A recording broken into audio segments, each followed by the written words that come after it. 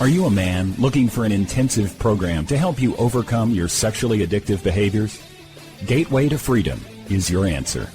Gateway to Freedom is a 3-day intensive workshop for men seeking to overcome sexually addictive behaviors.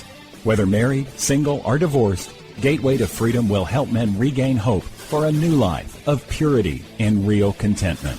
The workshop is conducted by experts in the field of sexual addiction recovery.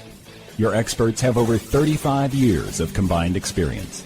Read testimonials of workshop alumni at gatewaymen.com.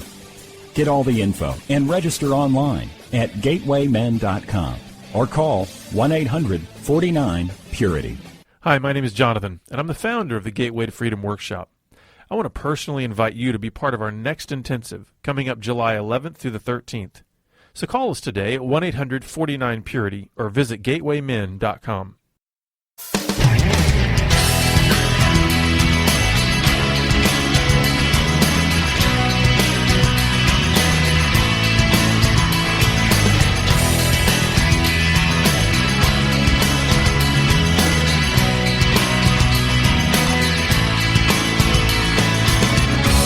Welcome to Pure Sex Radio, training men, educating women. Are you ready to get real and start living each day in purity?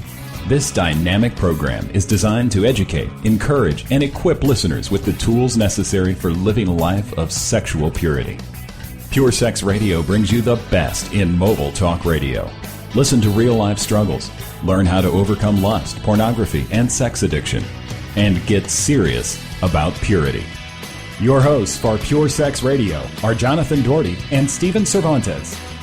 Jonathan is the director of Be Broken Ministries and founder of the Gateway to Freedom Workshop for Men. Stephen is the founder of the Hope Counseling Center. Visit us online at puresexradio.com. And now, please welcome Jonathan and Stephen on Pure Sex Radio.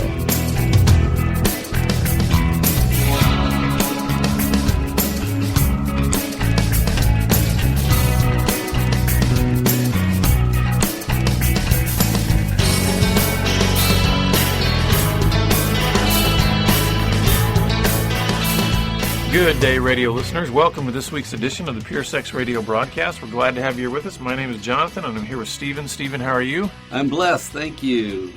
Excellent. Well, we did pulled one of our fast ones last week, where about 3/4 of the way through the program, we realized, hey, this is going to be a two-part program because we really only got through the first paragraph of this article that we had brought up last week, which. The article is entitled Healthy Attachment Aids Addiction Recovery, and it's in the Menninger Spring 2014 newsletter. And the authors of this article are Michael Grote and John O'Neill. And so we started talking about that last week. We got a little bit off the article, but I think really helped with some insightful comments about attachment and how men and women especially maybe misfire in terms of really attaching, because attachment is such an emotional thing rather than just a heady, logical thing.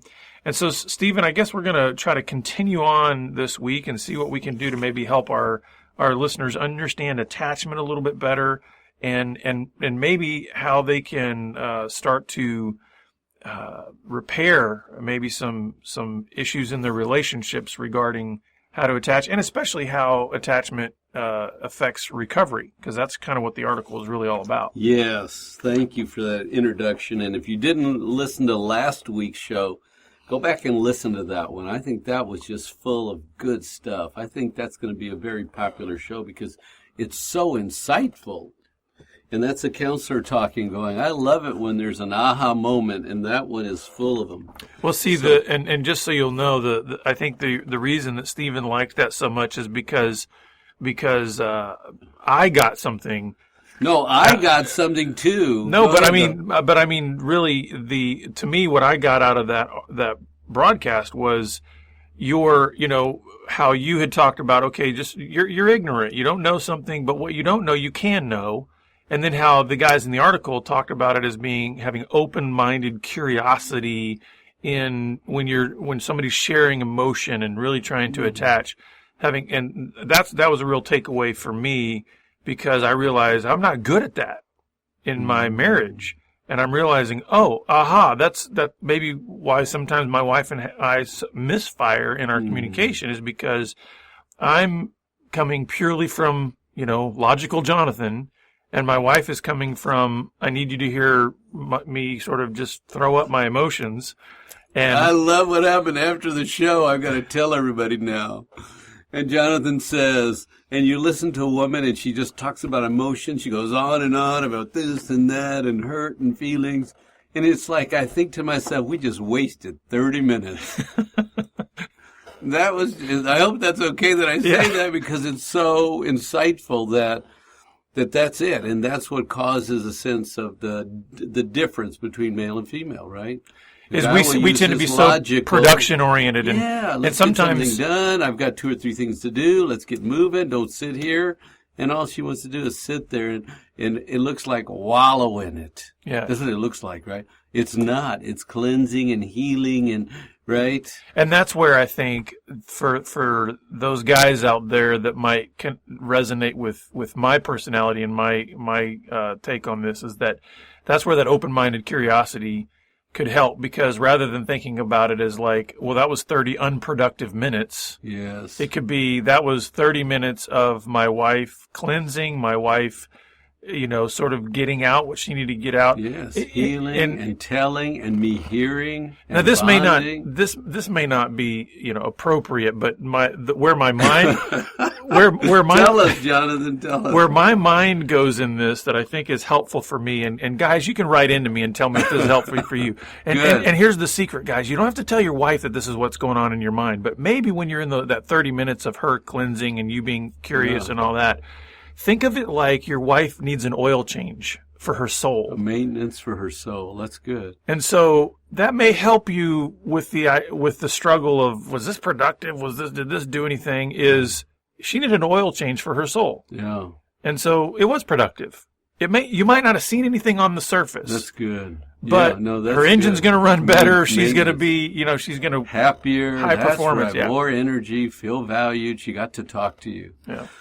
The other way to look at it is make it an offering to God. Mm-hmm. When you want to go and you want to do and you've got other things and you're busy and you can solve this in 2 minutes, if she would just let you tell her what to do, in 2 minutes we could have this all cleared up, but now it's going to take 25 minutes of her telling the story. If you could say offering to God. I'm patience, and this is my patient offering to God. I'm going to sit here quietly before God. God is working on his daughter. I'm going to participate. And this is offering, because I really think lots of times we do stuff that we don't need, but somebody else does. Mm-hmm. And this is like a gift to the Father. And you know what? That probably, without you maybe even knowing it, is, I think, hugely important, because what you just said, I think, hits one of these issues that makes it so difficult for men and addicts especially to attach. Is we think only in terms of what's good for me. Mm. What do I need? What do I want? Mm. And I mean, you here we go again, Steve, with another huge insight, is if you can start to see the idea of attachment, that yes, we need to attach. We're made for attachment. In the human race, in the biblical, we are made for relationship. Oneness, right? Yes. We're made for relationship. But sometimes, even within those relationships, there are times where it's not about us, quote unquote, attaching. It's about what that other person needs. And so that's huge. I think that you touched on there about. Sometimes we need to have an attitude of sacrifice and service to our spouse, to our friends, to our neighbors, that say, I'm going to let them spill their guts. I'm going to let them do what they need to do, like you said, as an offering to God, but also as a service to them, because that's what they need. Yes. A question that might be helpful when you find yourself in a stressful situation is, What's happening here that's stressing me out? And what am I getting that I don't want? What's happening? What am I not getting that I'm getting irritated? Because you're just being who you are and it's irritating me. And so if I could say, well, why am I being irritated? What do I want in this moment? Because if you go inside, I think it's more helpful for you to sort of do quiet work on yourself instead of like tolerance. Okay, I'll be tolerant. Okay, I'll set 25 minutes. Okay, you get this gift. But it's like, how come this is stressing me out? I wonder what's going on. Because remember, we have to be students of ourself. So help us understand. I mean, this is still, I think, all in the context of healthy attachment here. What might be some conclusions that a guy would come to if he's starting to, if he is irritated? And I mean, would it be I have solutions. Simply I'm ready to go. or Why didn't she just be quiet? Why don't she let me fix this so we can get on? I want to do what I do. I want to do my strength. I don't want to do my weakness right now. Right? Okay. I don't want to slow down. Why do I have to slow down? The distress in me is trying to educate me about something. And so maybe the open-minded curiosity could also be me. Why am I stressing right now? My wife's talking. She's telling a story. Doesn't have to do with me. It has to do with her boss and her job and her work. All she wants me to do is stay. But why is it so stressful for me to stay? Because I don't know what to do. Because it's all about emotions, right? It's slowing down. Emotions require that we slow down. They're sort of sloppy. They repeat the story. And in the end, did anything really get fixed? You have two gifts. Here's the two things. Tell your boss they're a jerk and don't talk to you like that. And I'm going to say, here are my tools. Take my tools. They don't want my tools. They just want to talk. And now it becomes stressful because it's like, I'm even being helpful. I don't like it. Mm-hmm. You're forcing me into the very thing I ran away from as a child. Feeling. Yeah. Being, sitting, quieting, stillness. It's like, I got to do something because that's where a lot of the pain and confusion came from. Okay. So in this article, he says, people who struggle with this insecure attachment have difficulty in engaging in a recovery process. So if you don't attach well, your recovery is going to be difficult. And I want to go back to something they said earlier that I skipped intentionally, because he says healthy attachment is like health protection. Mm-hmm. You want to protect your own health? Bond well with others. And how would we say this? Go to group. Get around group. Get other ideas. Listen to other people. Get information. So healthy attachment is health protection. It's overall emotional health protection. And you know what I think is important about this and just and where this is leading in terms of recovery is, don't you think that sometimes, we've said it before many times, is that, like you had mentioned, this is the problem beneath the problem.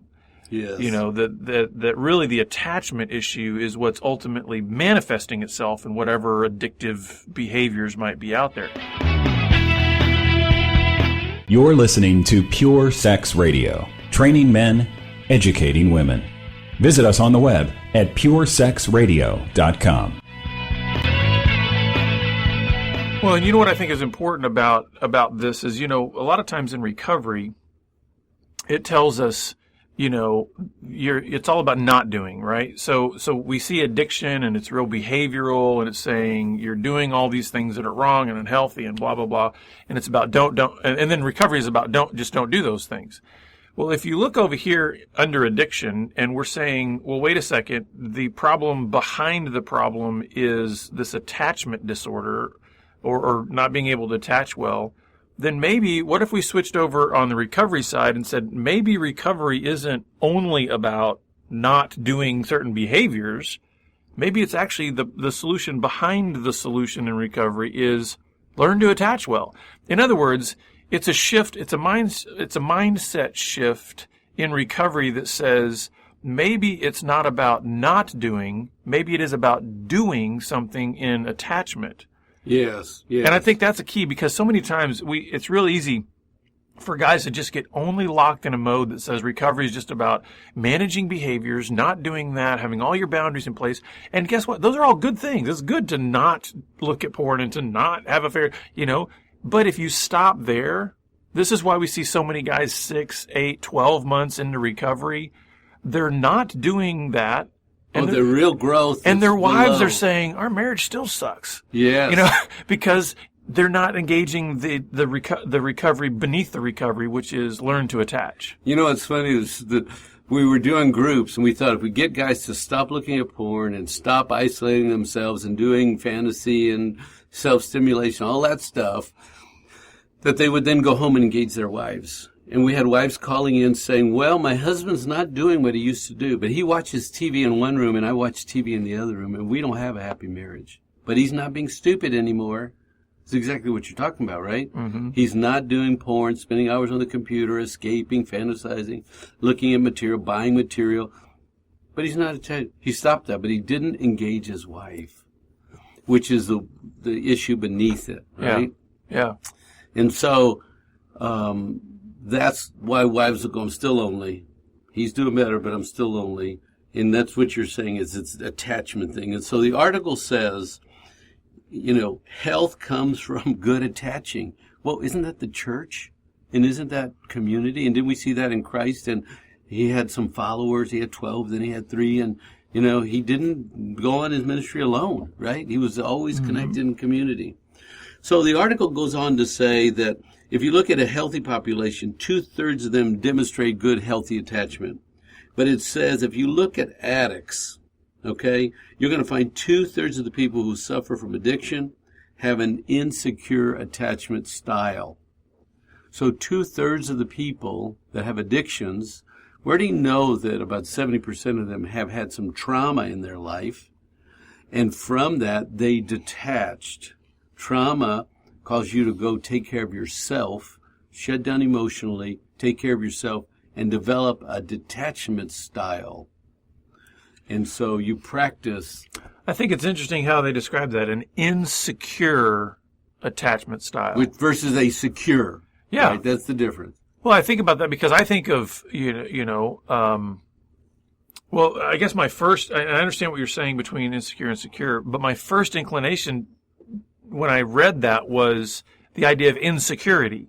Mm-hmm. Because if you think about it, every addict has learned at some point how to perform, how to present, present an image that is acceptable in whatever environment they're in. And as soon as I read that insecure attachment style, I thought, wow, that's the idea of insecurity. The idea of saying, I need to do something. I need to present something to you that makes me acceptable to you. Forget about whether it's the truth. I need to do something that makes you look at me and smile and say, you're okay, you're fine, I accept you. And so you can see why then it's so difficult for addicts to truly attach, because secure attachment, real attachment, is saying, I'm going to present me to you as I am. Right. And then we're going to learn to bond it that way. But the addict says, I'll present to you 10% of me, the part of me that I've crafted and molded and made in a way that in any environment anybody would accept.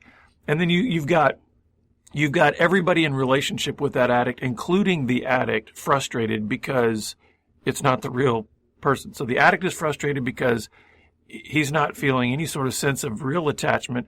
The people who are connected to him don't feel any sort of attachment because eventually the walls crack. Right. And things start to come out that they go, whoa, wait a second, I thought you were this and now you're that. And yes. And the other interpretation of this insecure attachment is it's not like you never attach. Right. Right? Because remember the earlier show where you said, I've got 10 indicators, and we're really attached, right? Mm-hmm. And it looks like attachment. And so the dilemma is it's sort of insecure.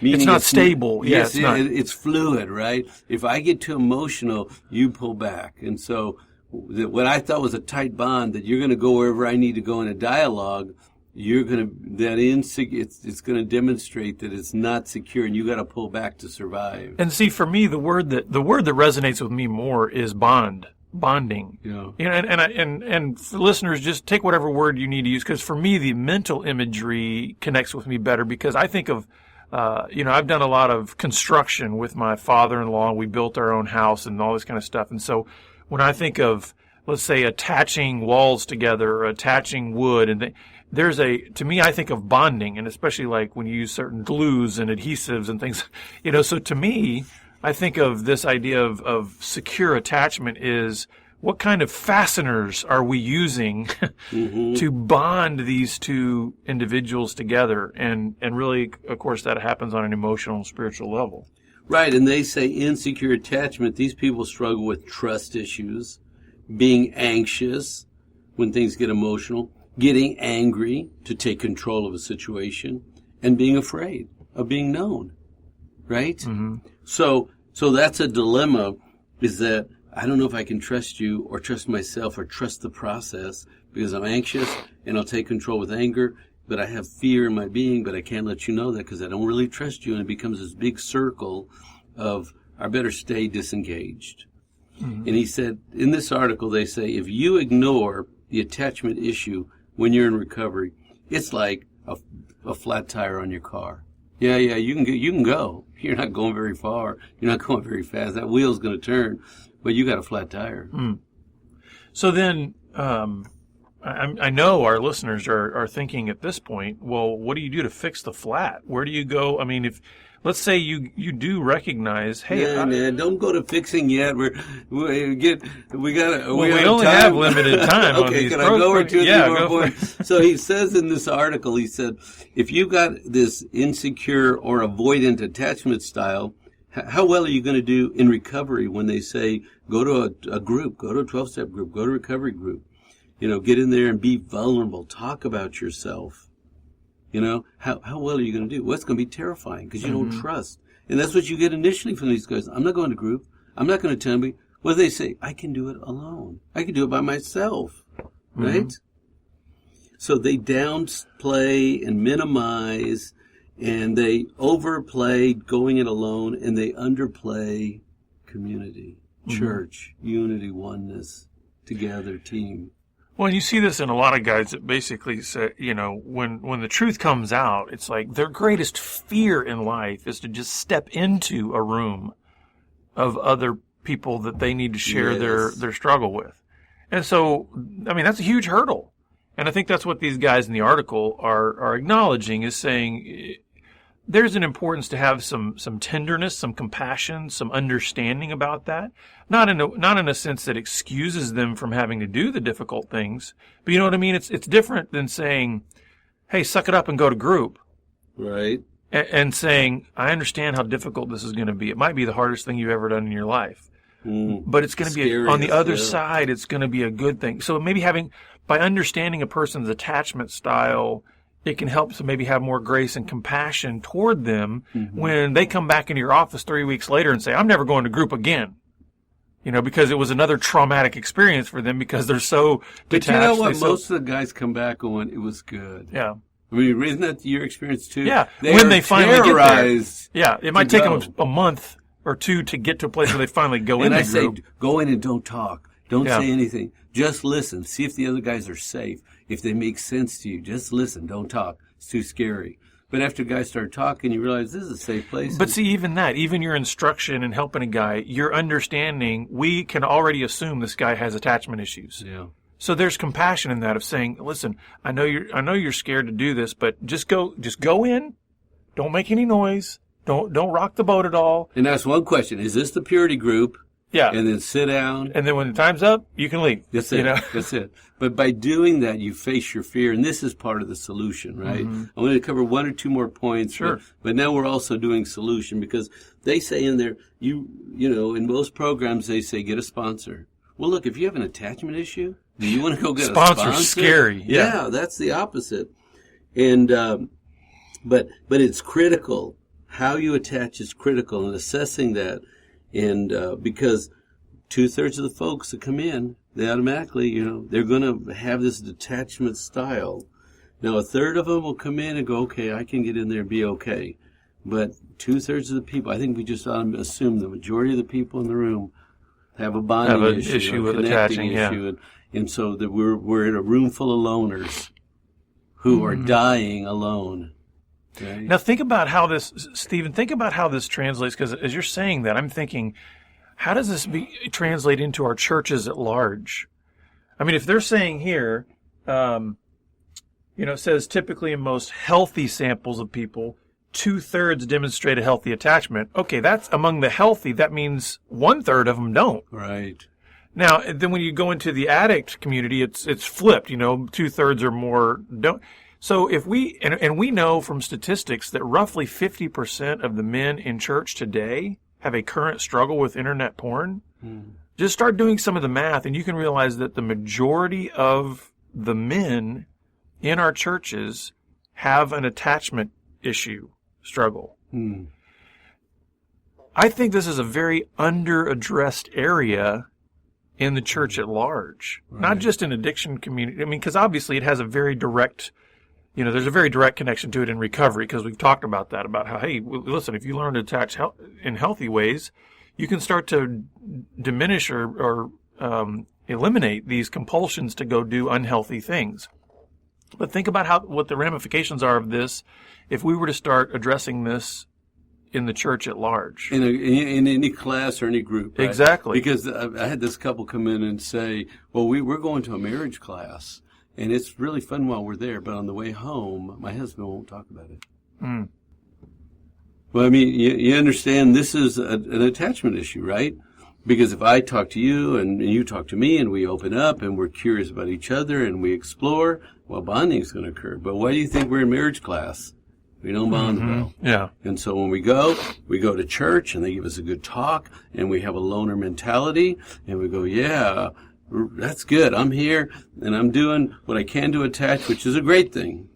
But I think you're right. Underneath it, a lot of people are scared and life hasn't been safe and people have let them down, and big trauma and little trauma and alone and trying to get through life. And that's why when you get into a relationship with Christ, when you get into a good church, when you get in and you experience oneness, is the biblical equivalent to this, oneness.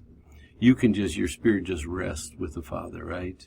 And when you can get around healthy brothers, it's just restful.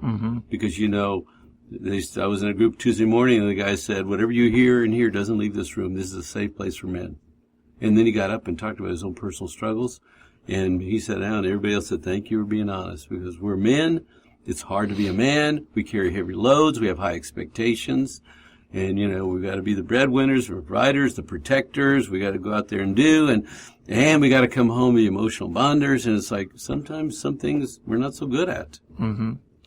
Well, and I know that our listeners I would imagine our listeners also are going to be wondering, okay, you've been talking about attachment and how this applies to recovery.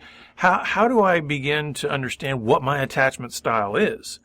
And so I would just recommend, we did it before the show here, just went on to Google and looked up relationship attachment style tests.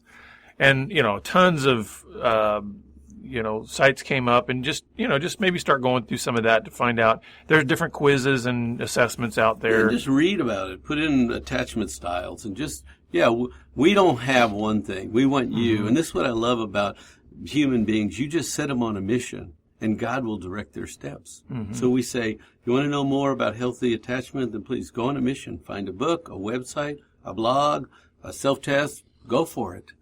And I think, too, it's important. I do think, especially in this regard of attachment or bonding, that counseling can be immensely helpful. Because, sometimes I know that for me, when I first started my recovery, one of the safest places I felt was in counseling. Because you immediately know there's a confidentiality, privacy. You're dealing with one individual. You're not in a group, So yes, there's value to group. Go face your fears there. But sometimes in a counseling environment, a counselor can sort of help give you some momentum in this area, because you don't have to be the one with all the answers or even have all the questions. The counselors can help you do that. A guy came in and said, "Can I come in without my wife? I just want to talk." And when she's here, it's different. If there's 3 people in the room, it's different, right? But it's like a sacred thing. Can I really go in and talk about some stuff that I've been carrying?